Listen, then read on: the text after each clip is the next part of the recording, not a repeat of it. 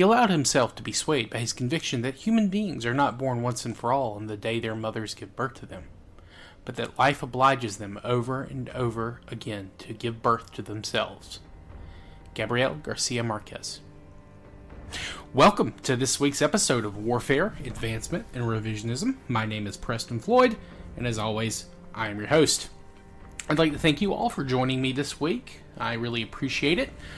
To those of you here in the U.S. and other places that may celebrate Thanksgiving, thank you for joining me, and I hope you had a good holiday. And for everyone else, I hope your week was at least nice and productive and fun and safe and all that kind of good stuff.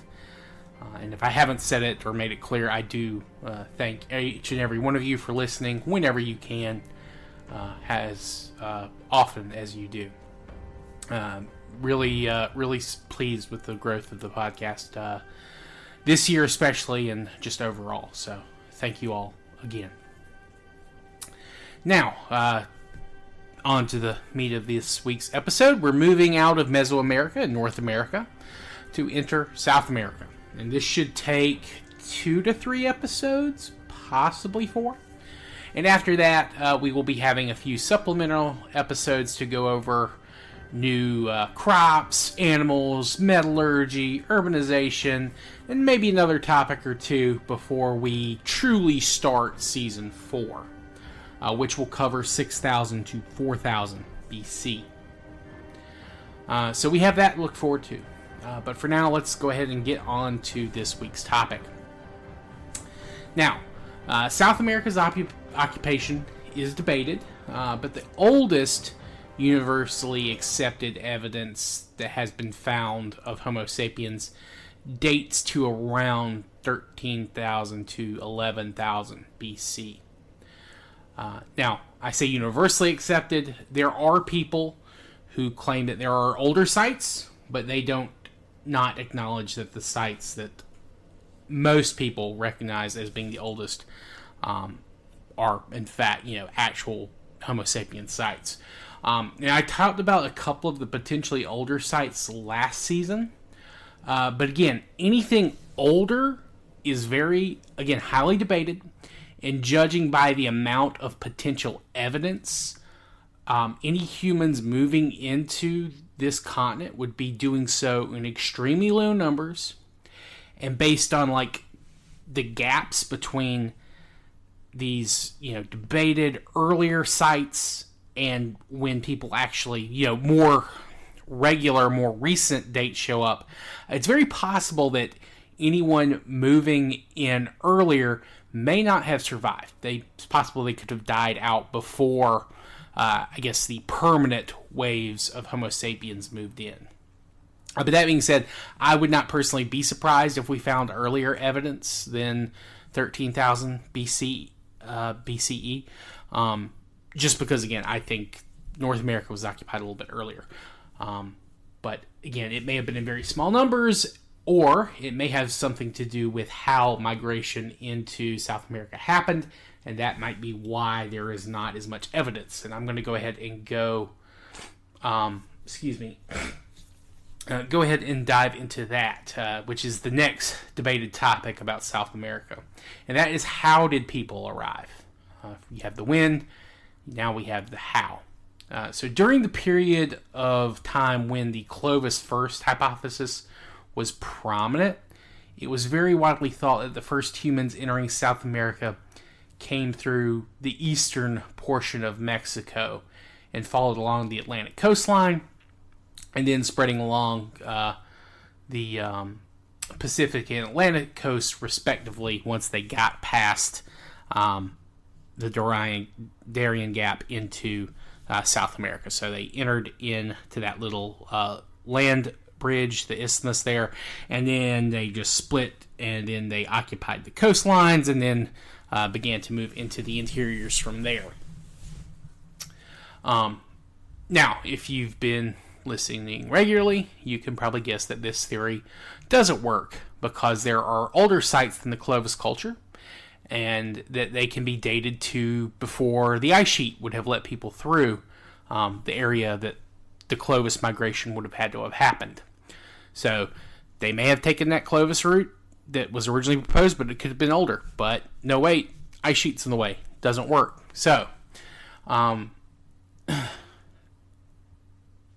now, newer theories based on DNA surveys, and of course sites that can be definitively dated, and the dismissal of the Clovis first theory has led to a new kind of overarching theory of how South America was populated. Instead of coming through the Great Plains and eastern Mexico and the Yucatan along the Atlantic coast, they instead followed the Pacific coast, leapfrogging from site to site along the Pacific as resources and populations dictated. Then, when they got to the northwest of South America, most humans occupied this coastline, with a smaller contingent kind of moving eastward once you were well past the Darien Gap, and these people would continue to move east into the interior, where they would spread out and get through the mountain passes of what is now modern-day Colombia, Venezuela, and then moving and occupying, the interior of other what are now modern-day countries. While you have those original groups from the Pacific, they stay along the coast. So you kind of have this split after this early arrival via the Pacific kind of seaways. Now, of course, eventually you would have a later period where these two branches would meet people coming in from that Atlantic route mentioned earlier. Later waves of migrants are going to continue to move, and they'll meet up with these more established South American communities and peoples, where you would have your standard standard interactions that you would expect between different human groups: trade, conflict, intermarriage, etc. Now, there are some problems with this theory, and if you remember the first couple of episodes of North America this season, you can probably guess what the main issue is. That is the sea, or rather the sea level. It was lower prior to the end of the Younger Dryas, and there are probably a number of sites that were sunk beneath the waves. Of course, by the start of this season, the coast is probably fairly close to what it is today, and by the end of this season, so 6000 BC, it definitely is close. Now, one of South America's defining features is the Andes Mountains. These are the longest single mountain chain in the world, almost 9,000 kilometers, which I think is like 5,600 miles. Or not, yeah, 5,600 miles, excuse me. Now, I'm going to go ahead and do a little etymology on these. Now, the exact origin of the name is disputed, but both of the main theories I have read say that the Spanish adopted the word from one of the languages in the Quechuan families, probably the Incan version of Quechuan. Excuse me. Now, they may have adopted the Incan term Antisuyu, which is a combination of Anti and Suyu. Anti means east, Suyu means quadrant or quarter. This meant the territory the Incans claimed east of the mountains. Now, the various people living there, the Incans grouped together as the Anti, which in that context, it literally means Easterner when referring to people. Another potential source of the name is the Quechuan word Andi, A-N-D-I, as opposed to Anti, which is A-N-T-I. And this means high crest. Both make sense in terms of, the origin of the name. Hence why there's a debate. Now, obviously, you would assume high crest, mountains, that's probably the likely one, but in terms of what's on the other side, of the mountain, that makes sense too. So it is kind of hard to kind of come down one way or the other. Now, the Andes themselves are typically divided into 3 subregions: the northern, central, and southern regions. This week we're mainly going to focus on the southern and central sections, as this is where we have found the oldest conclusively dated artifacts on the continent, and these have been in or near sites that are active during our current season. Now, travel across these mountains is possible, and it will be done, but there are a number of places in the ranges that make good places for humans to live, or at least not so difficult as a place to live that it makes it, I guess, well, that's a bad way to phrase it. It may not be the easiest place in the world to live, especially with the elevation, but it does have some benefits, and we'll talk about some of those going forward. And with the rising sea levels, living along the very narrow coast of western South America may not have been very viable, and it may have even been terrifying. This could be one of those flood myth origins that we talk about occasionally. Excuse me. Now, there are a number of river valleys and high plateaus that have developed large freshwater ponds and lakes. Lake Titicaca in modern Peru and Bolivia is the largest of these, and indeed it is the largest lake in South America. And this is one of those areas I talked about that makes a decent home or gathering point for Homo sapiens. And there is a site that I want to talk about first. This site is known as Willamaya Paja, and that is in Peru, not far to the southeast of Lake Titicaca. At that site were found a number of individuals. I think it was 6 individuals, and 2 of them were, I think, fully articulate. Well, not fully articulated, but were like mostly intact. I think they found pretty much every bone that you would expect to find in a human skeleton. Now, this site is important for a number of reasons. It is the oldest site with evidence of humans living along Lake Titicaca. So it kind of offers a lot of good information on what the earliest humans to live in this very high altitude, cold environment was like, and what they had to do to make it. And it's not a huge site. It's about 1.5 hectares, which is around, I think, 1,500 square meters, give or take.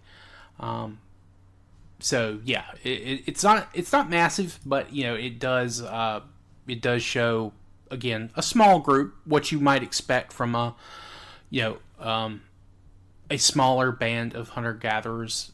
Again, we've talked about how, prior to the rise of large-scale agriculture, most mobile hunter-gatherer groups, typically you're looking between, maybe 10 to 30, individuals altogether. And then, of course, during certain periods of time, they would probably meet up with other similarly sized groups that spoke the same language or that were somehow related, to kind of survive during leaner months. And, of course, set up new ties, either through marriage or, just strengthening of bonds through some type of ceremony or anything like that.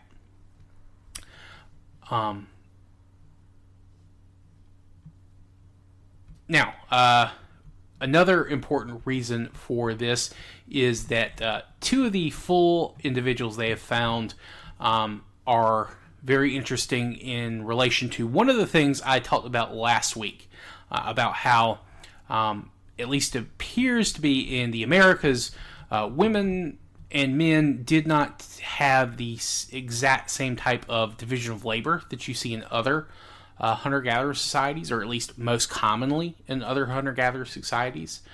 There was a young woman, she was in her late teens, early 20s. And they found her buried, and she had a toolkit filled with a number of stones. Most she had a number of spear or arrowheads. I think they're technically all considered spearheads.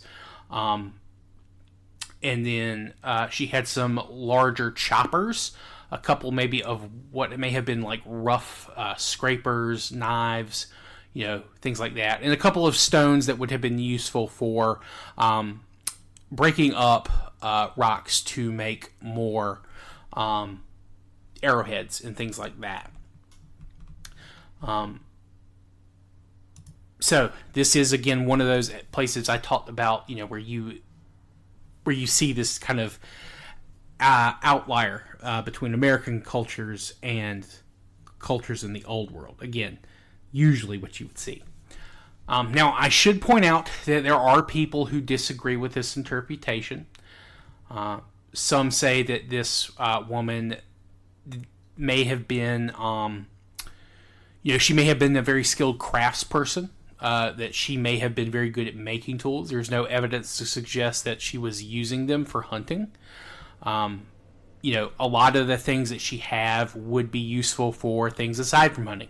Again, cleaning kills, creating leathers, cutting down or harvesting different types of wild plants. She could have been a hunter's daughter, something along those lines, or hunter's wife, things like that. So it is not universally accepted that she was a hunter. I tend to think that, with this small group and her being young, and it doesn't appear that she's given birth, I don't believe. Sometimes I know that's hard to tell just from the skeleton, especially after a period of time. It's, with the way the bones and stuff degrade, it's really hard to tell that. But I think it probably is likely that she may have been a hunter. And people sometimes question, if they would have been able to kind of keep up physically with the men, because she is, I think, a little bit more diminutive than the man that they found at the site. However, it's very important to remember that this is past the age of the megafauna. She's not running down, full-scale mammoths or things like that.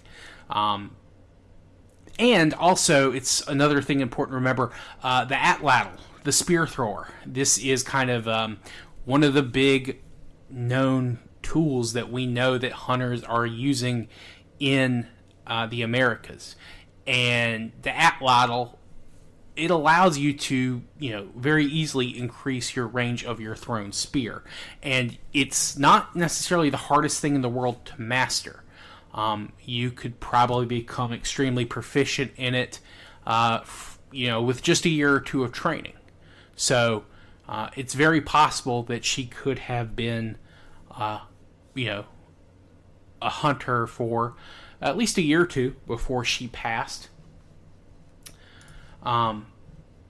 So, again, it's up for debate. It's not 100% agreed on, but most sources I've read tend to agree that she was probably a hunter. Now, there was also a male that was made, that was found in mostly intact condition, much like the female. He was a little bit older. He was between mid-20s to early 30s. And like the woman, he did have some artifacts, not quite as many, but he did have a couple of projectile points as well as a knife. So, he was armed as well. I believe both were buried on their sides facing east where the sun rises. Whether that was intentional or not, we're not sure, but I think most people assume that the way their people are buried very deliberately, yes, it is assumed that was done on purpose. Now, they were not buried in the same grave. However, they were very close to one another. I think just a few kind of feet from each other. And again, there were some other remains that were a little bit less well preserved, scattered, and these were not very deep burials. They were only a couple of feet down, not a full 6 feet. If you'd like to read about these in a lot more detail, you can read the article on Science Advances by Haas et al. It's from November 4th, 2020.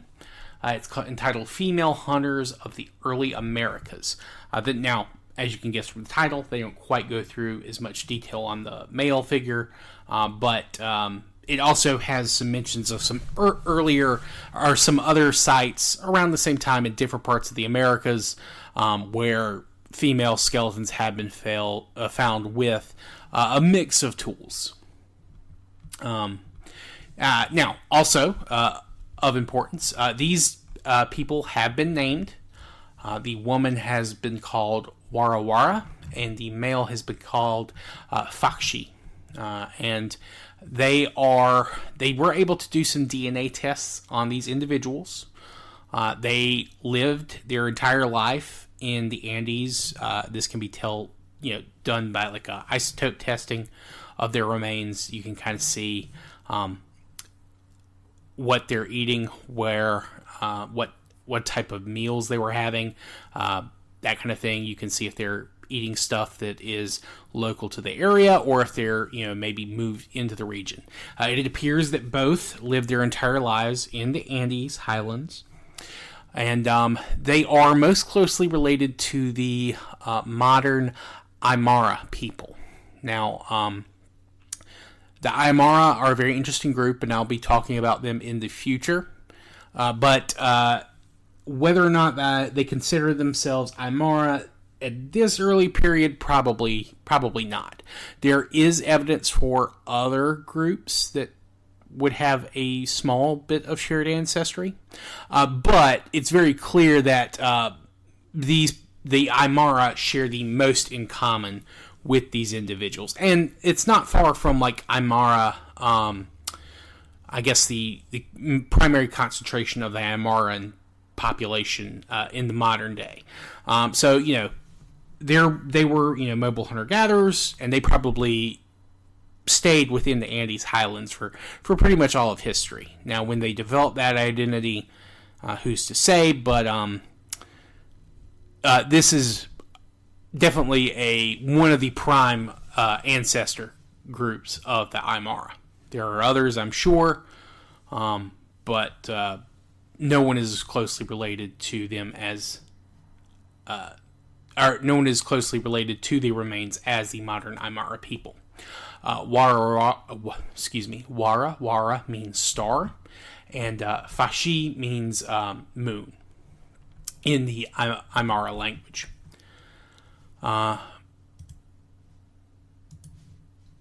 Now, in terms of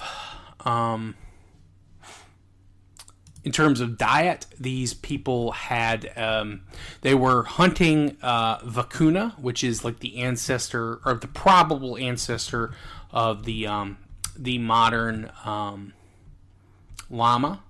And there's some other camelids, because llamas are technically camelids. They're related to camels. That they were also hunting, though in much smaller numbers, and of course there was some deer. Very small amount of bird bones, but that might be just because bird bones tend to be smaller and they're hollow, so they can very easily kind of get lost and crushed, under kind of impact and things like that. So not necessarily saying that they didn't eat a lot of birds, but there's a lot less evidence for it. And of course, one of the primary factors for hunting vacuna would not just be for meat. Their wool, very important, would definitely help them to survive in the Andes highlands. And it's not known if Warawara and Fakshi were living at the same time. It's very possible they were. They, at least according to radiocarbon dating, it's possible. They're both dated between 7,000 and 6,700 BCE in terms of when they were buried. So it's very possible that they were alive at the same time. I don't think they were related, though, at least according to the DNA tests. At least not directly. I'm sure that they came back that they were cousins of some type. Now, as for the site itself, Willamaya Patja, it is occupied for, again, I think around 6,000 BC is the latest.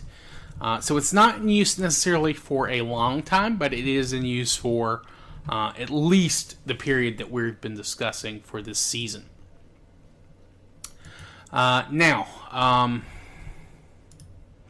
moving a little bit further south, there is another site in southern Peru. Well, it's not necessarily one site. It's a number of locations all along what is now modern-day southern Peru, where they have found, through genetic testing, the ancestors of the potato, or the modern potato, or, I guess, modern potatoes. There are a number of crop varieties of potatoes, just like small differences. These are tubers, and from what we've found, the wild varieties all came from, the modern domesticated varieties all came from wild varieties in this region. And the domestication, at least from backdating genetic tests and when mutations occur and all that kind of stuff, it's probably happening right around 7,000 BCE. And of course, this is potatoes are a massively important crop historically, not just for the Americas. It becomes like a big food security crop everywhere in the world later, and is even used obviously today. So that is beginning to happen here and now in the in South America, in the Andes Highlands. Also, I did a little bit of more research, diving into some things this week based on some reader feedback, and it does appear that chilies were also being cultivated in what is now modern-day Bolivia, about 7,500 BCE, and this is independent of the Mexican domestication of chilies, which is happening right around 6,000 BCE, a little bit after.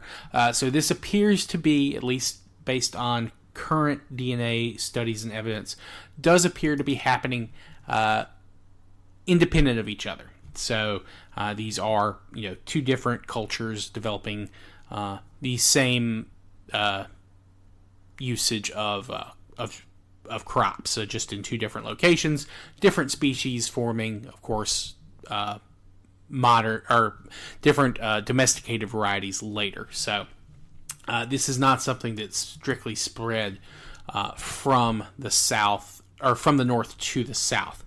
This is something that was happening at the same time. Now, beans are still being developed independently of Mexico, and that is something that does spread from the north to the south. But then, of course, you have the potato moving north as well. So that is something to keep in mind. Of course, chili's very popular today, especially these days. There are all types of new varieties being bred all the time worldwide. So not quite as widespread, of course, as the potato, but still pretty important. Definitely gives food some spice on occasion. Excuse me. So we have those three pieces of information. Sorry, I'm just going through my notes here. I did want to get to a couple of other things that are going on. There are people in Chile, however, modern Chile, I should say. And from what I can tell, they don't get too far south. I believe, firm dating for this time. Excuse me. Sorry, I did not mean to hit the microphone there. I don't believe they get too far into what is the south of the country today. I think anything... There are definitely not any settlements, as far as I can tell, south of modern-day Santiago. In fact, they may not have even been as far south as Santiago, from what I can see just based on the map of known sites. So, just keep that in mind. And then, of course, that's not a huge surprise. There are a number of different groups in Chile today. However, they're not the most numerous in terms of populations in those groups. But Chile is easily to kind of, there's a lot of very easily isolated settlements if they want to be, as long as they, of course, have enough food. Also, I'm not aware of any sites along or across the Argentinian border with Chile, at least these days, or at least at this time frame. So that's another thing. Now, Peru, Bolivia, there are actually a few different cultures that can be dated to this time, or at least tool complexes. It might be the better way to think of it. There are, from what I could tell, 3 primary kind of tool cultures, and they're all kind of divided geographically, and there is some overlap between them, but then there are some that are, they're just kind of their own thing. They're just lasted for a smaller period of time. One of those is the Pajan culture, and this is actually ending right kind of as our current season is starting. They have very simple points on their projectiles. They're just a triangle. That's just a simple triangle. They tend to be larger. And this was an environment that was very arid. There's not a lot of rain, so they were basically very opportunistic in terms of what they were hunting. They would eat anything and everything if it was edible. They would hunt rodents, lizards, snails, all that kind of stuff. Now, we are probably missing a number of their sites, again, due to the rise of the sea levels.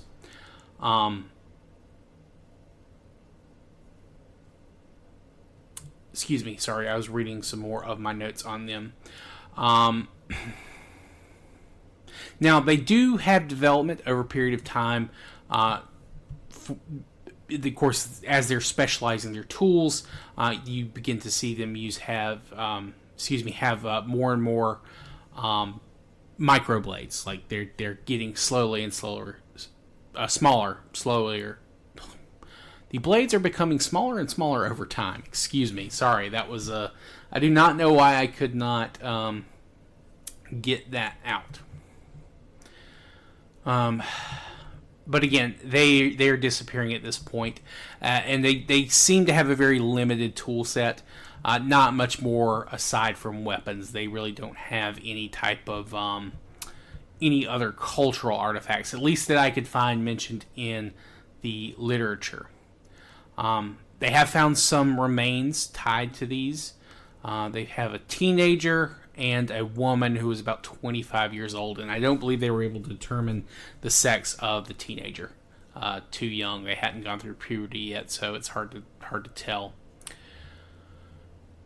But this is the oldest human remains in Peru belong to this culture, and it's very possible that they may have been the ancestors of the people at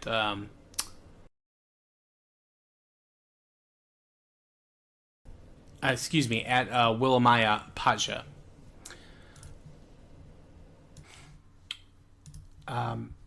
Now the other cultures that I want to talk about. This is the Lake Laracoco culture. This is a very long-lasting culture. It's broken into 3 different time periods. This is centered around Laracocha Lake, which is in, I guess, central Peru. It's to the northwest of Lake Titicaca by quite a distance, and it is the source of the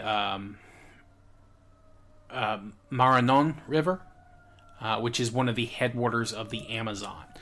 So,